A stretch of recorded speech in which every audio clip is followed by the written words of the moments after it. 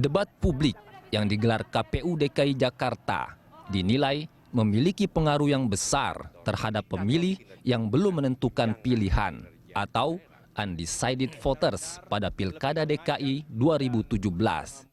Para pemilih mengambang ini menjadikan adu visi misi Cagup-Cawagup DKI Jakarta saat debat publik menjadi panduan mereka dalam menentukan pilihan nanti di bilik suara. Sadar akan hal itu, ketiga pasang Cagup-Cawagup yang sedang bertarung menjadi DKI 1 dan 2 tentunya akan saling adu jitu dalam laga debat penentu malam nanti. Visi dan misi yang disampaikan harus jelas dan realistis, tidak hanya sekedar mengejar target bombastis. Sebab umumnya undecided voters berasal dari golongan terpelajar yang menentukan pilihan berdasarkan objektivitas, bukan hanya berbekal fanatisme semata.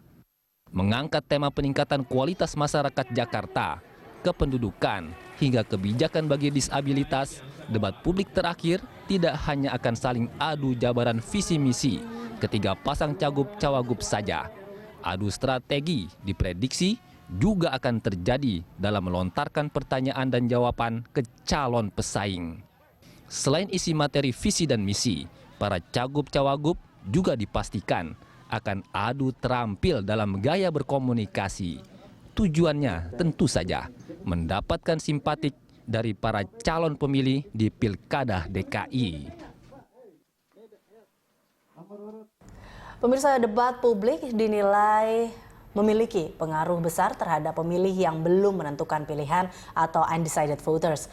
Adu jitu di debat penentu, itulah tema dialog kita pagi ini dan telah hadir di studio pengamat komunikasi politik Ari Junaidi. Selamat pagi Mas Ari. Selamat pagi. Mas Ari, kalau kita lihat debat pertama, kedua, ini yang sebelumnya begitu menarik.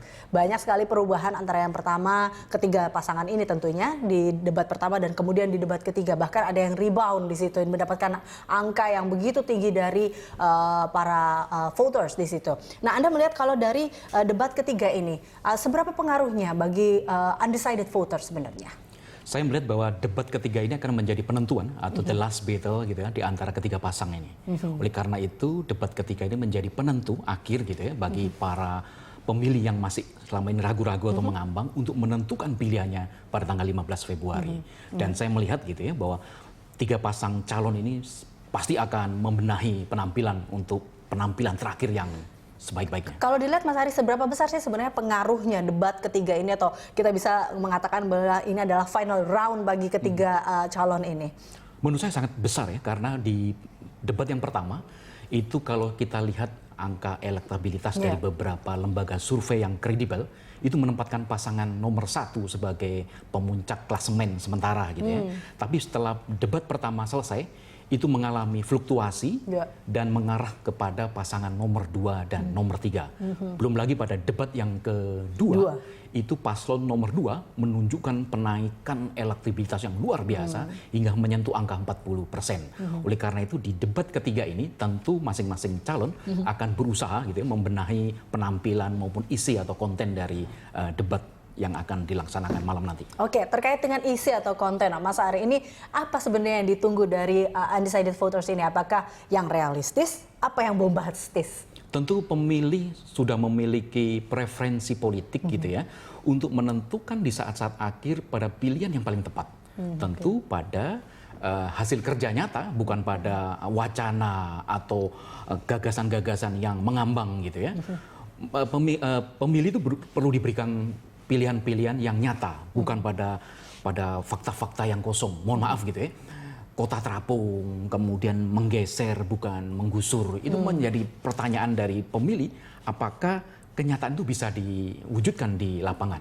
Dan itu akan menjadi perdebatan menarik malam ini karena topiknya mengenai disabilitas, mengenai anak, mengenai perempuan. Itu yang akan menjadi perdebatan menarik di berarti kalau kita lihat memang berarti di sini banyak yang lebih menunggu hasil-hasil yang realistis ataupun bagaimana caranya akhirnya mereka merealisasikan kira-kira program kerjanya ini nanti seperti itu. Nah, ini juga kemudian adanya adu data dan juga kemudian adu belusukan sudah kemana aja dan melihat bagaimana. Anda melihatnya bahwa ini juga menjadi salah satu strategi kah bagi para ketiga calon ini? Ya, tentu ketiga pasang calon ini dengan belusukan akan menjadi amunisi untuk menjadi bahan debat nanti malam. Oleh karena itu, dalam debat nanti malam ini, masing-masing calon tentu akan makin mengerucutkan sodoran-sodoran daya tarik terhadap para pemilih.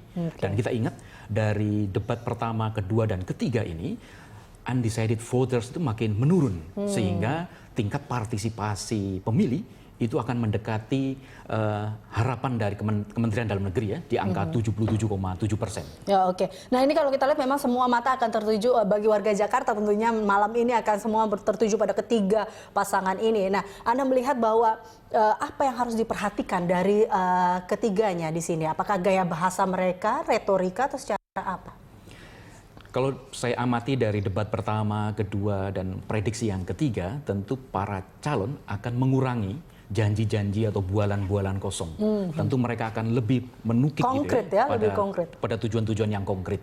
Mungkin kita tidak akan ada lagi gitu ya, harapan-harapan kosong, misalkan memberi bantuan 1 miliar untuk 1 RW misalkan, atau memberikan bantuan besar untuk tiap keluarga miskin. Masyarakat Jakarta mungkin lebih pintar sekarang karena dia merasakan apa yang dialami selama ini, kemudian tentu juga melihat jejak rekam dari masing-masing calon gitu ya. Ini yang menjadi menjadi sebuah pertarungan yang cukup menarik di malam nanti. Oke, nah selain itu kita juga melihat gaya bahasa. Ini juga yang menjadi salah satu yang diperbincangkan ya, atau gaya komunikasi yang diperbincangkan oleh para voters ini adalah bagaimana mereka berkomunikasikan atau mengkomunikasikan harapan ataupun visi misinya seperti itu. Nah, ini apakah juga gaya komunikasi ini juga menjadi salah satu pertimbangan dari undecided voters? Ya, kalau kita bedah satu persatu masing-masing Karena kalau kita lihat dari debat pertama dan debat kedua ini nampaknya ada perubahan gaya komunikasi juga nih. Iya, kalau Mas kita Ari. lihat stylenya pasangan nomor 1 ini kan lebih menonjolkan gaya Ermil look gitu ya. Tegas, anak muda, namun tidak diimbangi dengan pasangannya, Mbok Silvi gitu ya, yang terkesan nyinyir. Dan ingat, nyinyir itu menjadi ketidaksukaan dari anak-anak muda, pemilih terbesar di Jakarta. Kalau kita lihat pasangan nomor 2 Ahok kan sering gitu ya mengeluarkan ucapan-ucapan yang tanpa rem. Nah, itu ada bumpernya Pak Jarod misalkan. Ya, okay. Nah, berbeda dengan pasangan nomor 3 misalkan, Anies lebih piawai dalam memproduksi wacana, sehingga masyarakat terpikat dengan buayan-buayan kata-kata yang bombastis gitu ya. Kemudian pasangannya Sandiaga Uno lebih pada tataran praksis, dan ini memang keunggulannya Sandiaga Uno dalam hal praktek gitu ya. Ya, Anda melihatnya jadi gaya bahasa yang seperti apa yang sebenarnya diinginkan oleh para undecided voters ini? Straight to the point, langsung pada pokok persoalan, tidak berputar-putar gitu ya, karena dari pengalaman saya melatih para calon-calon kepala daerah gitu ya, yang disuka dan diminati oleh orang-orang pemilih ini adalah calon yang mempunyai gagasan yang nyata. Itu yang menjadi kata kunci suksesnya. Oke, baik. Kita akan lanjutkan Mas Ari bagaimana sebenarnya adu jitu di debat penentu ini. Kita akan kembali pemirsa sesaat lagi, tetaplah bersama kami.